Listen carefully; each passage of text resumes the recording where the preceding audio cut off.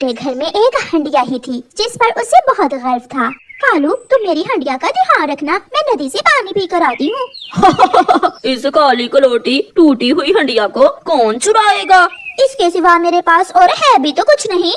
गौरी कवि नदी पर जाती है। वहाँ चिड़िया बैठी हुई थी। चिड़िया, क्यों परेशान बैठी हुई हो?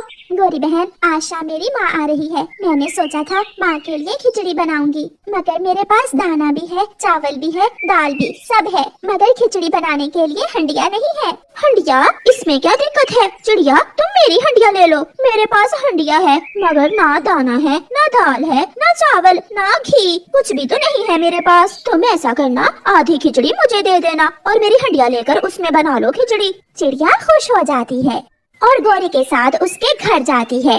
चिड़िया, ये लो हंडिया, अब मेरे हिस्से की खिचड़ी मुझे दे जाना, भूल ना जाना चिड़िया। हाँ गौरी, मुझे याद है, मैं आपके हिस्से की खिचड़ी आपको दे दूंगी। अब मैं ये हंडिया ले जाऊँ?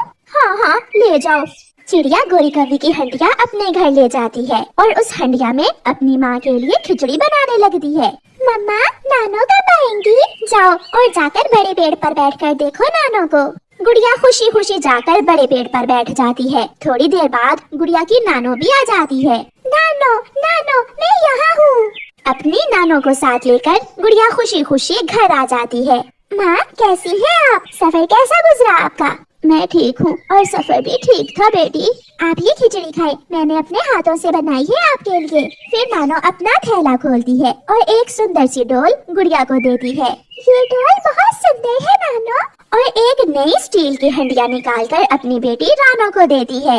बेटी, ये हंडिया लाई हूँ मैं आपके लिए। मुझे पता है आपके पास हंडिया नहीं थी, इसलिए मैंने ये आपके लिए खरीदी। माँ, एक माँ को अपने बच्चों की जरूरतों का कितने अच्छे से पता होता है, चाहे बच्चे बड़े भी हो जाएं। बच्चे जितने भी बड़े हो जाएं, माँ बाप के लिए बच्चे ही रहते हैं बेटी। फिर वो सब मिलकर खिचड़ी खाते हैं। गुड़िया बेटी, आप नानो से बातें करो और मैं गौरी कवि की हंडिया उसे वापस करके आती हूँ। थोड़ी खिचड़ी हंडिया में डालकर मम्मा चिड़िया अपने घर से निकलती है। गौरी बहन, ये ले, मैं आपके लिए खिचड़ी ले आई हूँ। मैं अभी से निकाल लेती हूँ। फिर गौरी कवि हंडिया से खिचड़ी निकाल लेती है। अब मैं जाती हूँ। रुको चिड़िया, तुम ये हंडिया ले जाओ, तुम्हारी माँ जब तक है कुछ न कुछ तो बनाना पड़ेगा ही तुम्हें। नहीं गौरी बहन, अब मुझे इसकी जरूरत नहीं है। मेरी माँ मेरे लिए एक स्टील की बड़ी हंडिया ले आई है। ऐसा कहते हुए चिड़िया वहाँ से चली जाती है।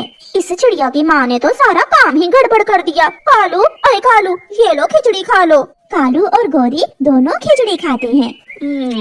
गौरी, अगर मैं चिड़िया की हंडिया चुराकर नदी में फेंक दूं, तो वो फिर से हमारे घर हंडिया लेने आएगी और हमें फिर से खिचड़ी मिलेगी। कालू, कालू तुम तो बहुत तेज हो। फिर जैसे ही रात होती है, कालू कौवा चिड़िया के घर जाता है और चिड़िया की नई हंडिया चुरा लेता है। कालू कौवा सीधा नदी की तरफ जाता है और चिड़िया की हंडिया नदी में गिरा देता है। अब तो आएगी, अब तो चिड़िया गौरी से हंडिया मांगने जरूर आएगी। सुबह हो जाती है। गुड़िया की नानो चली जाती है। मामा चिड़िया जब रसोई में देखती है तो वहाँ उसकी नई हंडिया नहीं थी। गुड़िया, गुड़िया बेटी, यहाँ मैंने कल हंडिया रखी थी, वो नहीं है। मम्मा, जो नानो लाई थी। हाँ हाँ गुड़िया, मम्मा मुझे क्या मालूम। मामा चिड़िया रोने लग जाती है। कोई चोर मेरी माँ की लाई हुई हंडिया चुरा कर ले गया। बहुत जालिम है इस जंगल के पक्षी, घर से हंडिया तक चुरा लेते हैं। फिर शाम को जब गुड़िया की मम्मा ने खाना बनाना होता है तो वो फिर से गौरी कवि के पास जाती है। गौरी, गौरी बहन, मुझे अपनी हंडिया तो दे दो। चिड़िया, तुम्हारी माँ जो हंडिया लाई थी वो कहाँ गई? वो हंडिया कोई चुरा कर ले गया। मैंने तो एक दिन भी उस हंडिया में खाना नहीं बनाया था। चिड़िया, चिंता ना करो, ये हंडिया भी तुम्हारी ही है। बस अपना वादा याद रखना, जो भी खाना इस हंडिया में बनाओ मुझे मेरा हिस्सा दे जाना। फिर चिड़िया वो हंडिया ले जाती है और खाना बनाती है। अभी खाना पूरा नहीं बना था कि गौरी कवि आ जाती है। चिड़िया, चिड़िया कितनी देर है अभी? गौरी बहन, अभी तो खाना बना ही नहीं है और तुम लेने भी आ गई हो। मैं थोड़ा इंतजार कर लेती हूँ। चिड़िया, ऐसा करना, खाना बनाकर मेरी हंडिया अच्छे से धो देना। चिड़िया को गौरी कवि पर बहुत गुस्सा आ रहा था, मगर वो क्या करती, उसने गौरी कवि की हंडिया जो ली हुई थी, इसलिए वो चुप रहती है। खाना बन जाता है और गौरी कवि आधा खाना लेकर चली जाती है।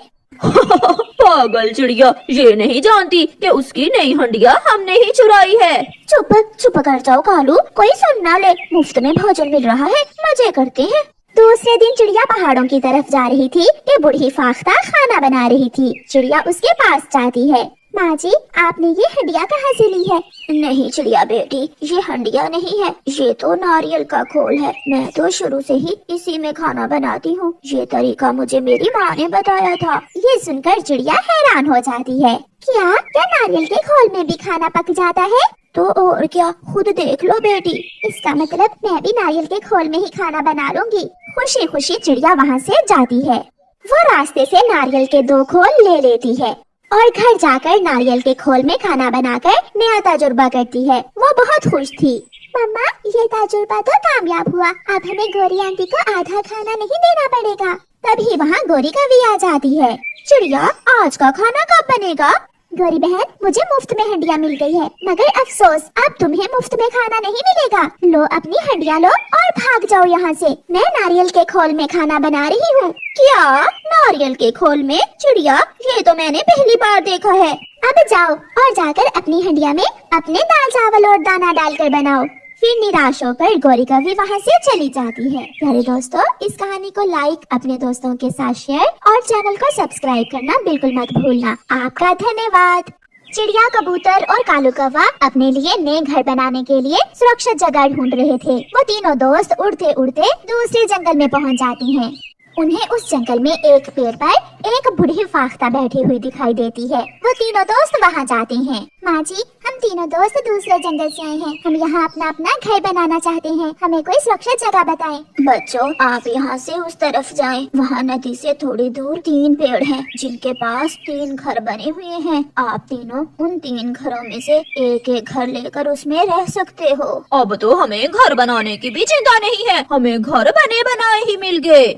वो तीनों दोस्त खुशी खुशी वहाँ चले जाते हैं। 3 पेड़ और 3 घर थे। उनमें से 2 पेड़ तो हरे भरे थे और उन पर फल भी लगे हुए थे, मगर एक पेड़ सूखा हुआ था, जिस पर तो कोई पत्ता भी नहीं था।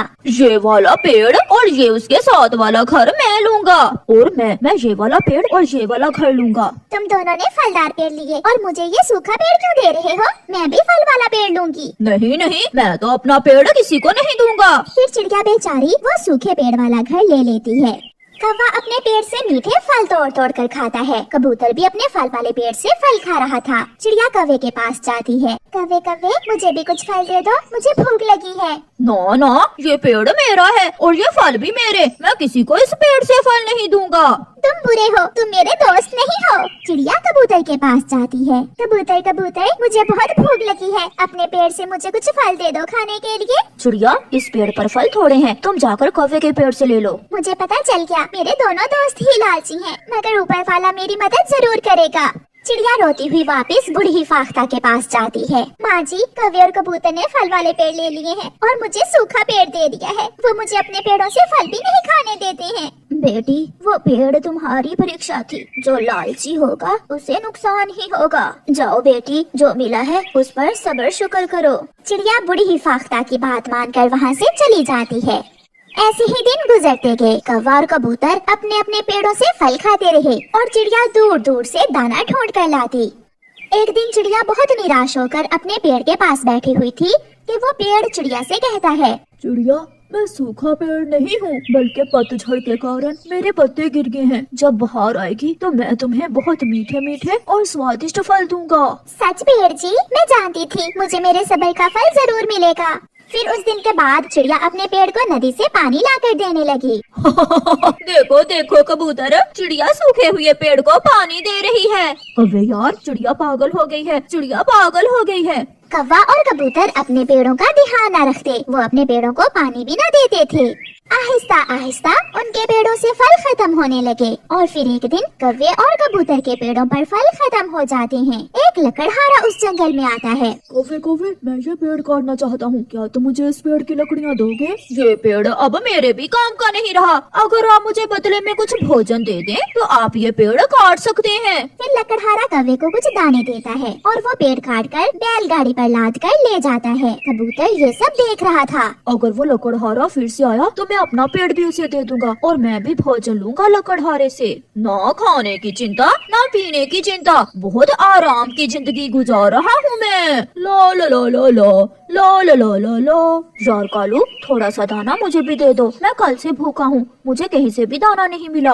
अगर मैं चिड़िया का दोस्त ना बन सका तो तुम्हारा कैसे बन सकता हूँ? चल भाग यहाँ से। फिर दूसरे दिन वो लकड़हारा फिर से जंगल में आता है और कबूतर को कुछ दाने देकर उसका पेड़ भी काट कर ले जाता है। अब कबूतर भी खुश था, उसे भी दाना मिल गया था। मगर चिड़िया अभी तक दाने के लिए बहुत मेहनत कर रही थी। वो पहले अपना दाना ढूंढ कर लाती और फिर अपने पेड़ को पानी देती। चिड़िया चिड़िया, इन बुरे पक्षियों की तरह तुम भी मुझे काट ना देना। आप देखना, एक दिन मैं आपको आपकी मेहनत का सिला जरूर दूंगा। ऐसे ही दिन गुजरते गए और आहिस्ता आहिस्ता कौवे और कबूतर के पास जितना भी भोजन था वो खत्म हो जाता है। मौसम भी बदल गया था, बाहर आ रही थी। चिड़िया के पेड़ में भी जान आने लगी थी। उस पर छोटे छोटे पत्ते और कलियां लगने लगी थी, जिन्हें देखकर चिड़िया बहुत खुश थी। देखो देखो, सब देखो, मेरा पेड़ भी हरा भरा होने लगा है। अब वो दिन आगे है चिड़िया, जब लालची पक्षियों को सजा मिलेगी और तुम्हें तुम्हारी मेहनत का सिला मिलेगा। कबूतर और कौवा सारा सारा दिन फिरते हैं, मगर उन्हें कहीं से भी खाना नहीं मिलता। अपने पेड़ तो उन्होंने काट दिए थे। चिड़िया के पेड़ पर लाल रंग के बड़े बड़े अनार लगते हैं। वो अनार बहुत मीठे और स्वादिष्ट थे। यार कबूतर, तुम जाओ चिड़िया के पास और उसे एक अनार लेकर आओ। चिड़िया मुझे तो अनार देगी नहीं। जैसी करनी वैसी भरनी, अब चिड़िया हमें कुछ भी नहीं देगी, मगर मैं जाता हूँ। फिर कबूतर चिड़िया के पास जाता है। चिड़िया चिड़िया, हम दोनों भूखे हैं, हमें एक अनार खाने को दे दो। कबूतर, याद करो वो समय जब मेरे पास खाने को कुछ ना था और तुम दोनों ने कैसे मेरा मजाक उड़ाया था। अब तुम्हें यहाँ से कुछ मिलने वाला नहीं है। चिड़िया चिड़िया, मेरे कुछ पत्ते तोड़कर अपने घर पर लगा लो, आज रात बारिश आएगी, तुम अपना घर सुरक्षित बना लो। फिर चिड़िया अपने पेड़ से पत्ते तोड़कर अपने घर पर लगाने लगती है। कबूतर कबूतर, हम उसी बूढ़ी फाख्ता के पास जाते हैं और उसे जाकर बताते हैं। ऐसा सोचकर कबूतर और कौवा बूढ़ी फाख्ता के पास जाते हैं। बूढ़ी माँ जी, वो चिड़िया हमें अपने पेड़ से अनार नहीं खाने देती। लालच की सजा जरूर मिलती है, भागो यहाँ से, अभी तुम्हें और सजा मिलेगी। वो दोनों निराश होकर वहाँ से चले जाते हैं। रात हो जाती है और तेज बारिश शुरू हो जाती है। कबूतर और कौवे का घर टूट जाता है। वो दोनों अपने टूटे हुए घर पर बैठे अपने किए की सजा भुगत रहे थे और चिड़िया अपने घर में सुरक्षित बैठी हुई थी। कौवे, अगर उस दिन हमने लालच ना किया होता और अपने पेड़ काट कर उस लकड़हारे को ना दिए होते तो आज हम ऐसे बारिश में ना भीग रहे होते। हाँ यार कबूतर, इसलिए तो कहते हैं कि लालच